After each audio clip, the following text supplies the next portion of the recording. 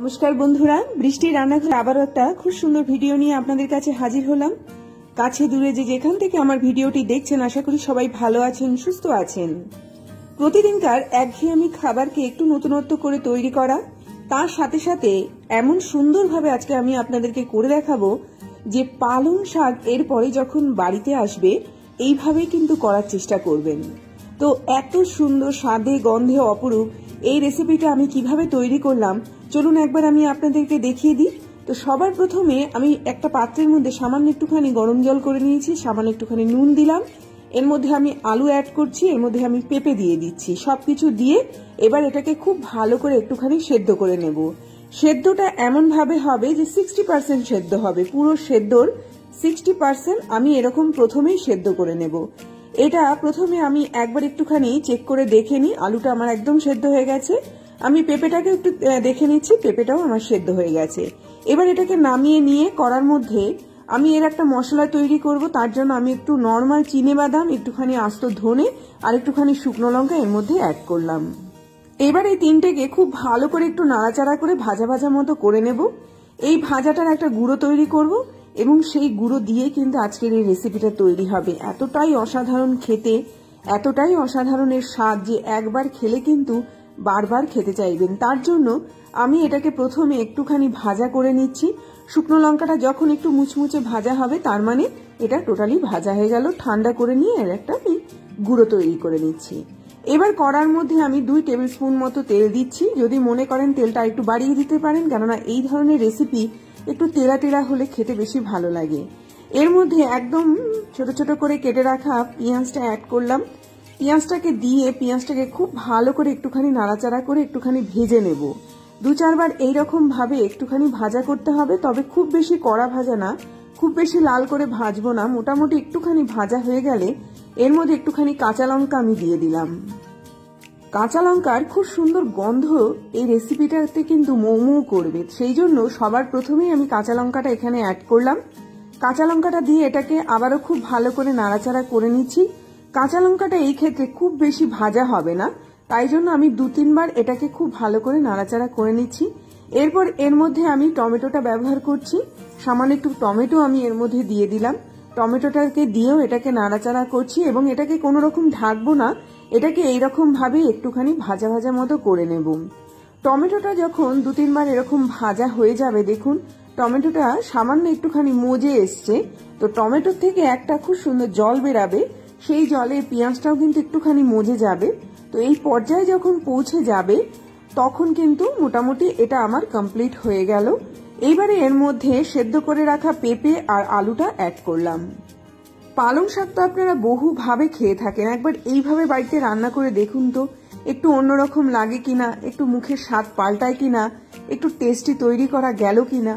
এর মধ্যে একটুখানি ভাজার জন্য নুন হলুদ আমি অ্যাড করলাম, আবারও খুব ভালো করে ভাজা ভাজা করে নেব। একটুখানি ফ্লেমটাকে এই সময় আমি মিডিয়াম ফ্লেমে রাখবো এবং এটাকে মিডিয়াম ফ্লেমে একটুখানি নাড়াচাড়া করে এটাকে একটুখানি এরকম ভাবে ভেজে নিচ্ছি। ভেজে নেওয়ার পরে এটাকে আমি ঢেকে রাখবো এই কারণে যাতে করে টমেটো বলুন, পেঁয়াজ বলুন, সবকিছুর সাথে এটা খুব সুন্দরভাবে একদম মিশে যেতে পারে। তো এই জন্য আমি এটাকে মোটামুটি 10 থেকে 12 মিনিটের জন্য শুরুতেই ঢেকে রেখেছি, কেননা শাক দেওয়ার পরে আর কিন্তু খুব বেশি রান্না করার মতো কিছু নেই। সেই জন্য এই যে মশলাটা আমি এখানে অ্যাড করেছি, মশলা বলতে হলুদ, নুন, এখানে রসুন, পেঁয়াজ, এই যা যা জিনিস আমি দিয়েছি তার সাথে এখানে আমি পেঁপে আর আলুটা যাতে খুব ভালো করে মিশে যায়।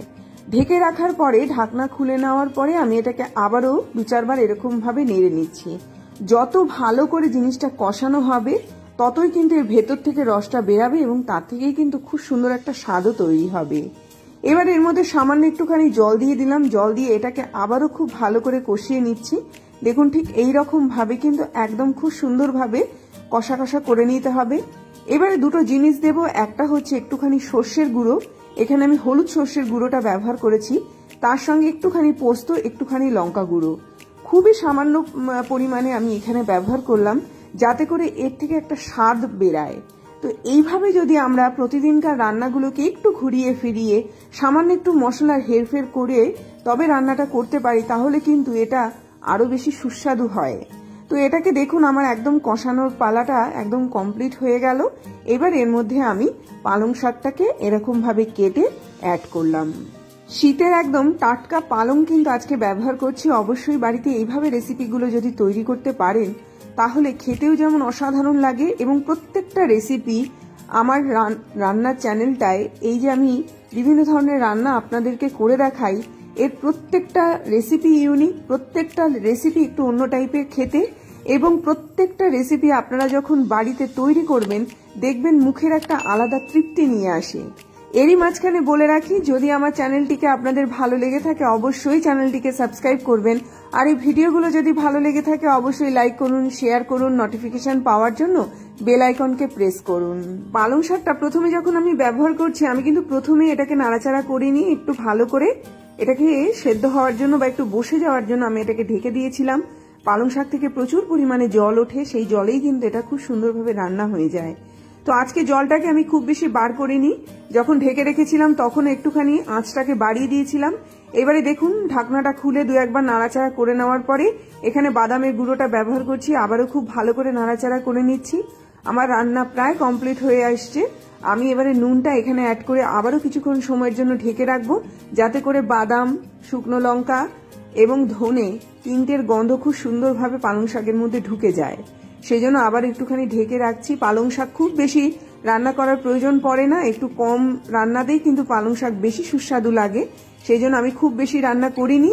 এবারে ঢাকনা খুলে দিয়েছি, আঁচটাকে এবার আমি বাড়িয়ে দেব এবং এটাকে একটুখানি জলটাকে মরিয়ে নিয়ে আসবো। তার আগে একটুখানি ধনেপাতা দিয়ে আরও একবার এটাকে ঢাকনা দিয়ে রাখবো, যাতে করে ধনেপাতার গন্ধটা এবারে এর ভেতরে ঢোকে।